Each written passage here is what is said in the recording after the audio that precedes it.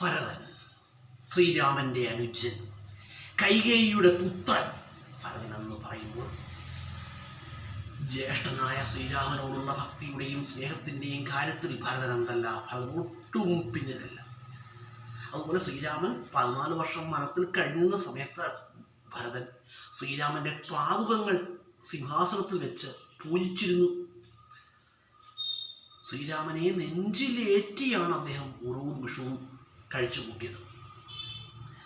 അതുപോലെ ഭരതനെ കുറിച്ച് പറയുകയാണെങ്കിൽ അദ്ദേഹം ശ്രീരാമനെ പോലെ തന്നെ ശ്രീരാമന് തുല്യനല്ലെങ്കിൽ തന്നെ ശ്രീരാമനെ പോലെ തന്നെ ആയോധന കലകളിലൊക്കെ ഭരതനും അഭ്യസിച്ചിട്ടുണ്ട്. അതുപോലെ തന്നെ ഭരതൻ എന്ന് പറയുന്നത് കൈകേയിയുടെ പുത്രനാണ്. പക്ഷെ സത്യധർമ്മങ്ങളിലൊക്കെ ഭരതൻ ഒട്ടും പിന്നിലായിരുന്നില്ല കേട്ടോ. സത്യവും ധർമ്മവും പരിപാലിക്കുന്നതിൽ ഭരതൻ ഒട്ടും പിന്നിലായിരുന്നില്ല. അതുപോലെ ശ്രീരാമനെ ഹൃദയത്തിലേറ്റിയ ഒരു അനുജനായിരുന്നു അവൻ, സഹോദരനായിരുന്നു അവന് ഭരതൻ.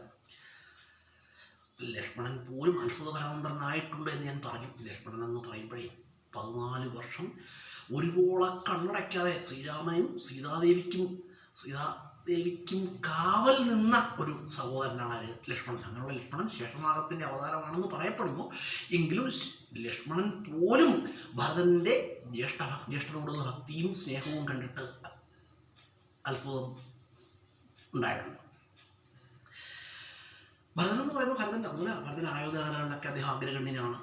അതുപോലെ തന്നെ അത് കേരളത്തെ പ്രസിദ്ധമായൊരു ഭരതക്ഷേത്രമാണ് കൂടൽമാണിക്യം ഭരതക്ഷേത്രം. കൂടൽമാണിക്യം ഭരതക്ഷേത്രം സ്ഥിതി ചെയ്യുന്നത് തൃശ്ശൂർ ജില്ലയിലാണ്.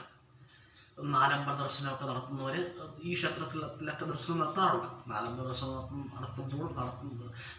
ദർശനം നടത്തുന്ന ക്ഷേത്രങ്ങളെക്കുറിച്ചൊക്കെ ഞാൻ വളരെ വിശദമായിട്ട് പല വീഡിയോകളിലും പറഞ്ഞിട്ടുണ്ട്. അതുകൊണ്ട് അങ്ങോട്ടൊന്നും നടക്കുന്നില്ല.